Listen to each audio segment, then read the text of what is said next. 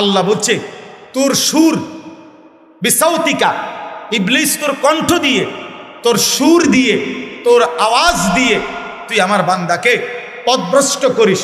আল্লাহর কসম বাবা, সমস্ত তাফসিরে আছে, কোরআনের সকল তাফসিরে, যে এই শয়তানের কণ্ঠ, শয়তানের সুর, শয়তানের আওয়াজ বলতে পৃথিবীর সমস্ত মুফাসসির এই 1450 বছর ধরে এটাই বলছেন, এর অর্থ হইল আল গিনা ওয়াল মাজামির, গান বাদ্য।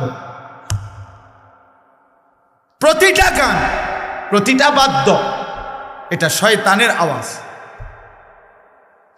শয়তানের সুর, শয়তানের আওয়াজ। অতএব যেখানেই বাদ্যযন্ত্রের তালে গান হয় সেটা শয়তানের কণ্ঠ, শয়তানের আওয়াজ।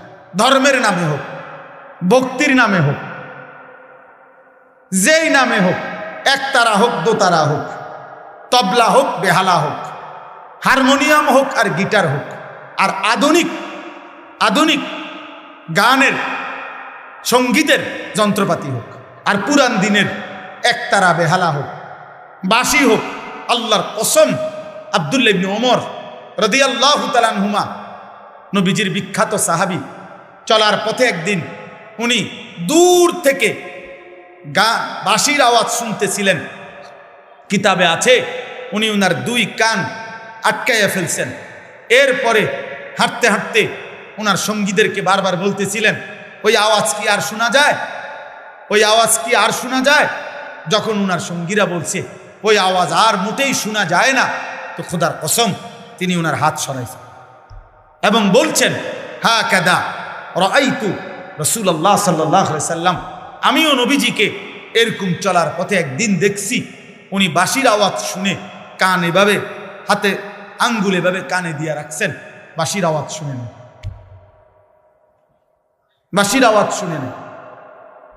এই জন্য দোস্ত আমার, এটা হাদিস, রাসূলুল্লাহ সাল্লাল্লাহু আলাইহি সাল্লাম একেবারে নির্ভরযোগ্য, বিশুদ্ধ, তথ্য নির্ভর হাদিস।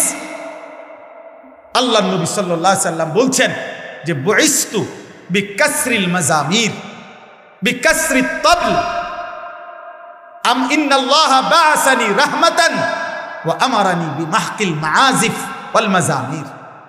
নবীজি বলছেন আল্লাহ তাআলার পক্ষ থেকে আমি প্রেরিত হয়েছি বাদ্যযন্ত্র ভেঙে দিতে, বাদ্যযন্ত্র ভেঙে দিতে।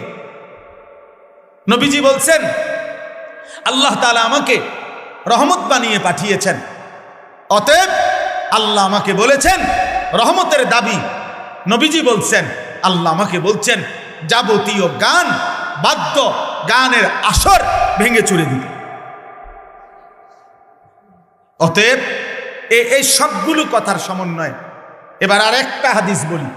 আল্লাহর নবী সাল্লাল্লাহু আলাইহি সাল্লাম বলেন, এটা খুব গুরুত্বপূর্ণ, যুবক ভাই, নওজোয়ান ভাই, তোমরাও শোনো। আব্বা, মোবাইলে রাত্র নাই, দিন নাই, নারী দেখো, ছবি দেখো, বাদ্যের তালে, গানের তালে, নৃত্যের তালে।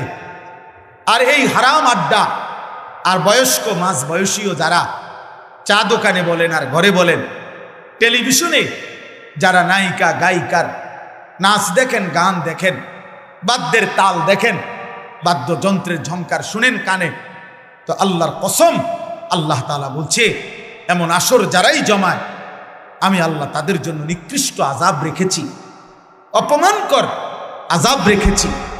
তো আল্লাহর নবী সাল্লাল্লাহু আলাইহি সাল্লাম বলেন, শেষ জামানায় লা ইয়াকুনু ফি উম্মতি, শেষ জামানায় আমার উম্মতের উপরে আসবে 3টা বড় বড় আযাব। কয়টা? আর 5টা মিনিট এদিক সেদিক তাকায় না, 5 মিনিট সময়।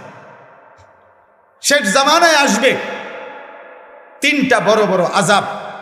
1 নাম্বার, খাসফুন, আমার উম্মতের বহু লোককে জীবন্ত মাটিতে ধসিয়ে ধ্বংস করে দেওয়া। 2, কাসফুন, আমার উম্মতের বহু মানুষকে জীবন্ত পাথরের বৃষ্টি বর্ষণ করে শেষ করে দাও। 3, মাসখুন, আমার উম্মতের বহু মানুষকে রাত্রিবেলা, দিনের বেলা মানুষের আকৃতি ছিল, কিন্তু আল্লাহ তাআলা চেহারা বিকৃত করে জানোয়ার এবং পশুর আকৃতি দিয়ে দিব। খোদার কসম, এটা হাদিস, বিশুদ্ধ হাদিস। আপনি যদি দেখতে মন চায় হাদিস সনদ, হাদিসের এবারত, আমার কাছে গেলে আমি লিখে দেব। আল্লাহর নবীকে জিজ্ঞেস করছে, ইয়া রাসূলুল্লাহ, এই তিনটা আযাব কখন আসবে? ভূমি ধসিয়ে দেওয়া হবে, পাথরের বৃষ্টি বর্ষিত হবে, চেহারা বিকৃত করে জানোয়ারের আকৃতি বানিয়ে দেওয়া হবে, কখন? তো নবীজি বলছেন, ইজা জহারাতিল কাইনাত ওয়াল মাআজিফ, যখন গায়িকা, গানের আসর, বাদ্যযন্ত্র বেড়ে যাবে। ওয়াস্তাহাল্লাতিল খামরা, মানুষ হালাল পানির মতো অবাধে মদ নেশা পান করতে থাকে। আল্লাহ রসুল বলছেন, তখন হয়তো কাউকে মাটি ধসিয়ে দেওয়া হবে, কারো পাথরের বৃষ্টি বর্ষিত হবে, কারো চেহারা বিকৃত করে জানোয়ারের আকৃতি বানিয়ে দেওয়া হবে। আল্লাহ আমাদেরকে হেফাজত করেন, আল্লাহ আমাদেরকে মাফ করেন। অতএব আজকে এতটুকুই খোলাসা কথা, আমার বন্ধু, আমার ভাই। এজন্য আমরা স্পষ্ট এটা বলতে চাই, কেউ যার যা গালি দোক, যে যা মনে কয় বলুক,